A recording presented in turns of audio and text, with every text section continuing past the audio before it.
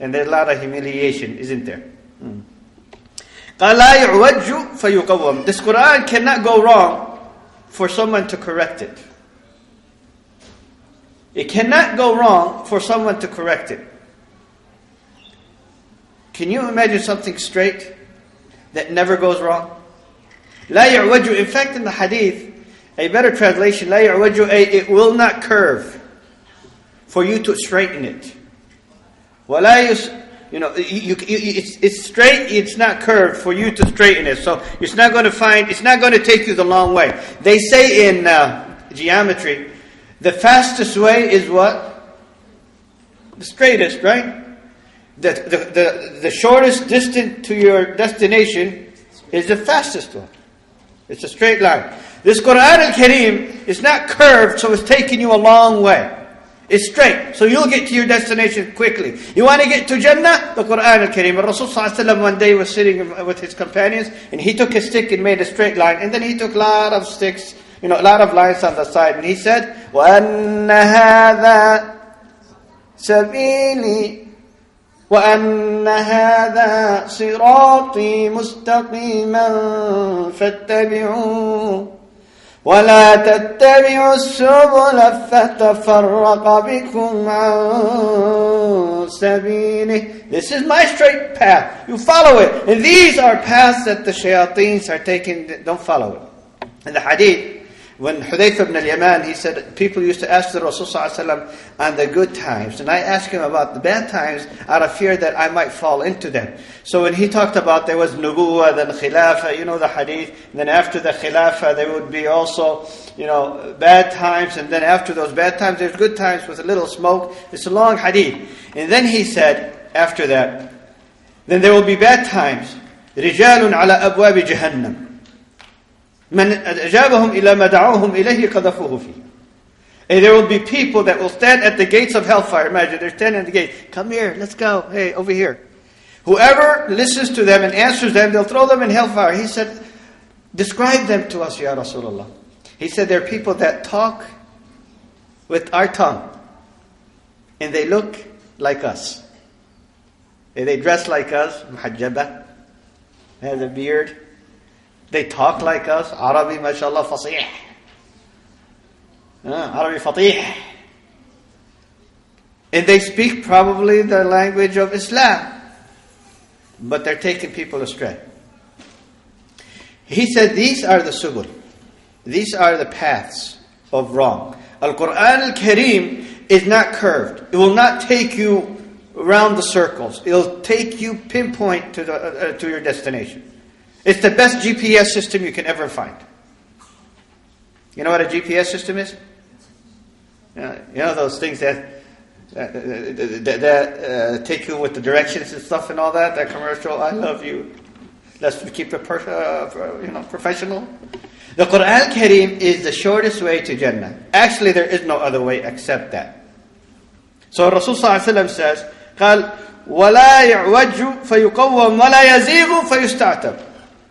And it will not go fault. It's not just it will not curve, it will not go fault. It will not make a mistake. You want to be perfect, you got to find the Qur'an al-Kareem. So no one will ever blame you. فَيُسْتَعْتَبْ. You will never be blamed. If someone looks at you and say, why did you do this? The Qur'an said you can't be blamed. You can't be blamed. Subhanallah. وَلَا تَنْقَضِي عَجَائِبُ. I love this. وَلَا تَنْقَضِي عَجَائِبُ. Its amazings cannot end. Its amazings cannot end. If you study the Qur'an al-Kareem, brothers and sisters, you will always be amazed. How many of you read Surah Al-Fatiha? Let me just give you a little example. You read it at least how many times a day? 5 only? How many times at least a day you read it? 17 times. Barakallah fi. Because there are 17 rak'ats each day. 2 Fajr, 4 Dhuhr, that's how many? 6. And 4 Asr, that's 10. And 3 Maghrib, that's 13. And 4 Isha, that's 17. You read it at least 17 if you don't pray the Sunans. Shame on you. What's that 17? So at least 17 times you read Al-Fatiha. How many of you have ever been bored of reading it? You get tired of reading Surah Al-Fatiha again and again and again. How many? How many of you have felt that you just got tired of reading Surah Al-Fatiha? Can you raise your hand? What's your name, brother? What's your name? Huh? Abbas? Now imagine over here, if I could continue saying Abbas, Abbas, Abbas, Abbas, Abbas, Abbas. You know who's the first person that's going to get annoyed? Abbas himself. And it's his name. What? That's it. I mean, if your wife calls you every hour, you turn your phone off. I'm busy. But you read the Qur'an al-Kareem every single day. Alhamdulillahi Rabbil Alameen. Ar-Rahman Ar-Rahim. Malik Yawmiddin. إياك نعبد وإياك نستعين اهدنا الصراط المستقيم صراط الذين أنعمت عليهم غير المغضوب عليهم ولا الضالين. How can you get bored? If I continue reading it all day, do you know what will happen? You'll get more relaxed, more comfort, more at peace, a lot of harmony. I was invited to a hospital called Vanderbilt Hospital in Nashville, Tennessee, to a psychiatrist, whatever that word, no one can pronounce. Yeah, we're those people that are sick a little bit. And they wanted me to go give a lecture to comfort them, to pray, because, as an imam, pray for them. So I figured, what am I going to do? I went and read Qur'an al-Kareem to them. Listen, brothers and sisters. For 30 minutes, none of them moved from their place. Do you know what that means, 30 minutes for mentally ill individuals not to move?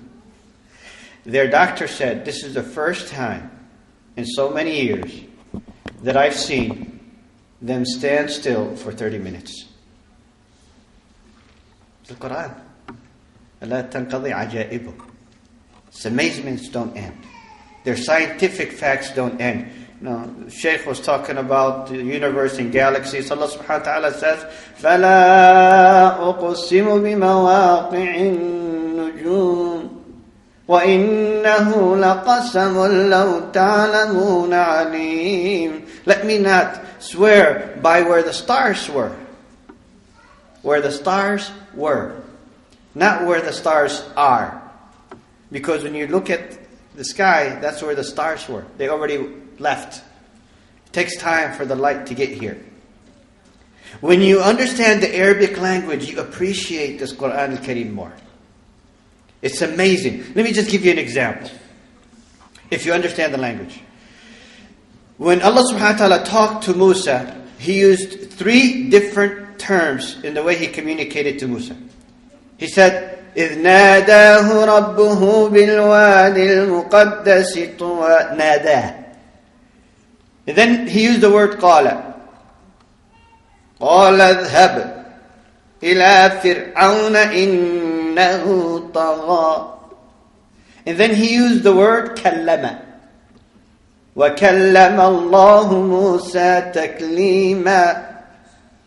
نَادَى وَقَالَ وَكَلَّمَ. Does anyone know the